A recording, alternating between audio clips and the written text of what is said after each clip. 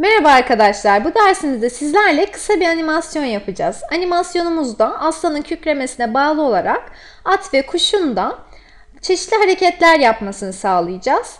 İsterseniz bunu bir oynatalım. Görelim animasyonumuz nasıl bir şey.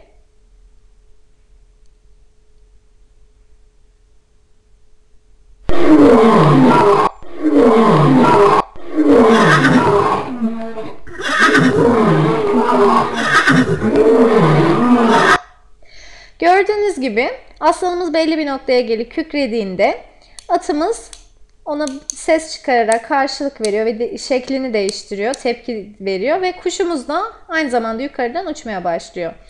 Hadi hep birlikte bu animasyonu yapalım.